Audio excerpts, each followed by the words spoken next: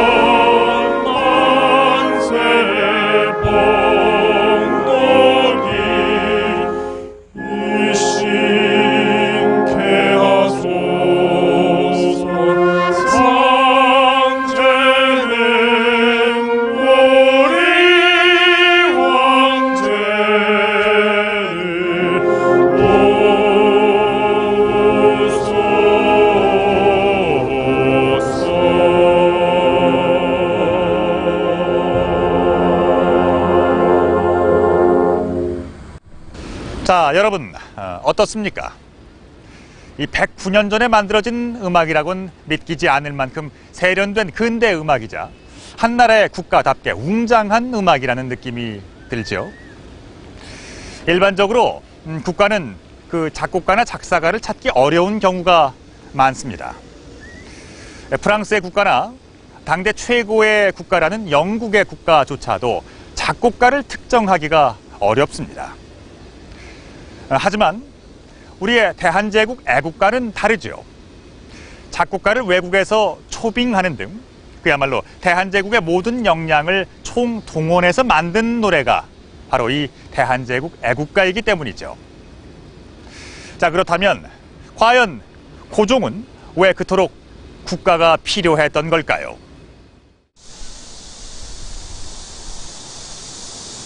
인천광역시 화도진 공원. 조선 말기 서울로 가는 모든 배는 이곳 인천을 거쳐야 했다. 그만큼 화도진은 조선이 한반도를 넘어 다른 세상을 만나는 전진기지였다.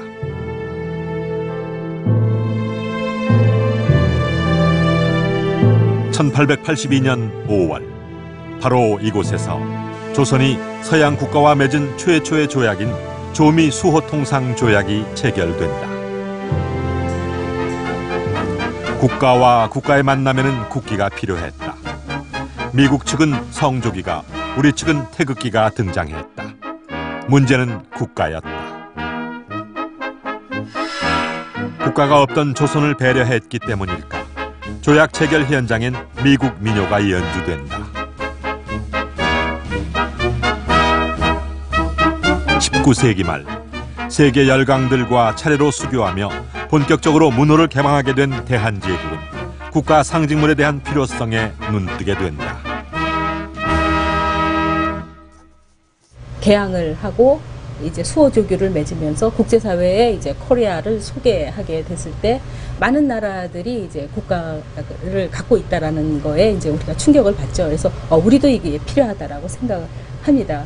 그래야지만 국가와 국가 간의 대등한 어떤 그런 외교 관계가 성립이 될 수 있다라고 봤던 것이죠. 가장 먼저 국가 재정에 앞장선 것은 독립신문이었다.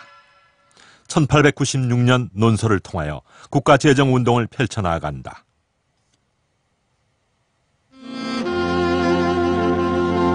그리고 그해 11월 독립문 정초식 식순에 스코틀랜드 민요 올드랭 사인에 윤치호가 가사를 입힌 애국가가 등장하게 된다.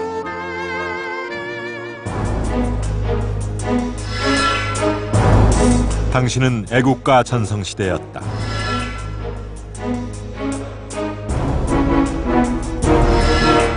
선교사들을 통해 급속하게 퍼져나간 올드랭 사인 애국가 외에도 독립신문에 기고된 애국가도 수십 편에 달한다.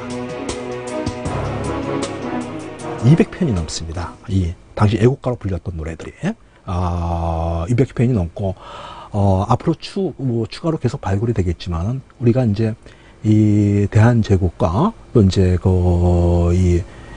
일제 강점기 이 사이에선 19세기 말에서부터 시작해가지고 20세기 초에 걸쳐가지고 이 애국가 운동이 아주 다양하게 펼쳐졌다는 것이 그것도 자생적인 그 애국 계몽 운동의 일환으로서 펼쳐졌다는 것이 저는 우리 자랑스러운 역사가. 1896년 러시아 니콜라이 2세 대관식을 계기로 대한제국도 국가 제정을 준비하게 된다. 고종은 당시 대관식에 전권 공사로 민영환을 파견하고 선진 유럽 국가를 시찰하도록 명했다. 민영환은 귀국 보고서에서 군 제도의 선진화와 군악대의 필요성을 주장한다.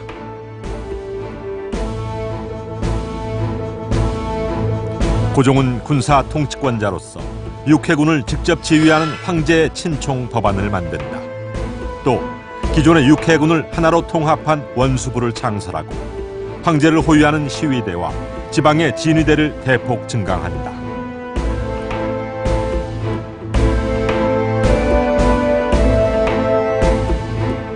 한복에서 서양식 군복으로 복장이 정비된 것도 이 시기를 즈음해서다.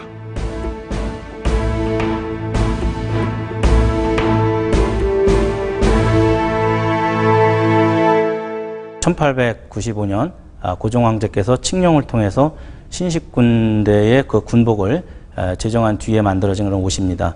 물론 그 이전에 신식 군대가 있었습니다만 한복을 입은 모습이 근대식 군대다운 모습은 보이지 않았습니다. 모표라든가 단추에 이화 문양을 넣어서 아주 세련된 그러한 근대식 군대에 걸맞는 그러한 군복이 이때 제정돼서 입기 시작을 했습니다. 1900년 12월 군악대가 설치되고 황실 직속의 시위연대에 배치된다. 군악대는 시위연대에 소속되어 있었는데 시위연대는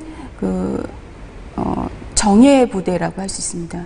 그래서 그 중앙군의 핵심 부대이고 그리고 고종의 친위 부대입니다. 그래서 고종의 측근에서 그 고종을 호위할 뿐만 아니라 이 나라의 군대를 좌우할 수 있을 정도로 굉장히 중요한 그 부대였기 때문에 그렇게 비중이 있는 부대에 군악대가 편성되어 있었다는 그 자체만으로도 군악대가 굉장히 중요했다라는 사실을 알 수 있습니다.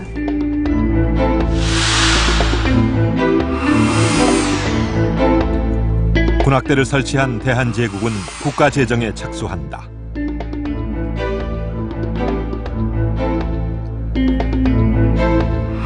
고종은 궁치, 즉 궁상각 치우와 같은 한국적 음료를 이용할 것을 명한다. 국가라든가 이런 행진곡풍의 노래들은 2박자라든가 4박자 풍이 많은데 아마 이제 우리나라의 궁중음악서부터 시작해가지고 이 우리나라의 민속음악들이 이제 3박자 계열이 많아가지고 이제 거기서 이 곡을 특이하게도 이제 3박자로 시작한 것이 에케르트 자신은 동양풍의 어떤 분위기를 내려고 하는 게 아닌가.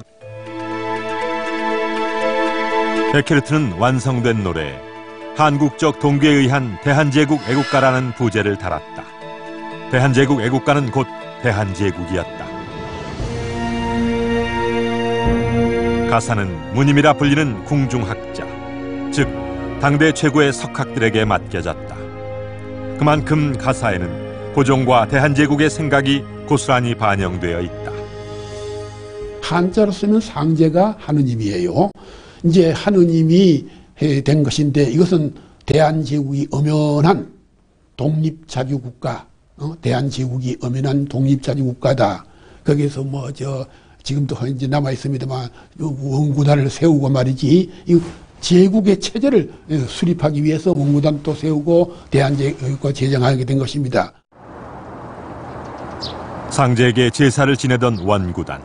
그러나 조선 중기 이후 중국만이 천자의 나라라고 하여 제를 올리지 못했다. 1897년 고종은 이곳에서 황제 즉위식을 올리고 중국의 그늘로부터 벗어나고자 했다.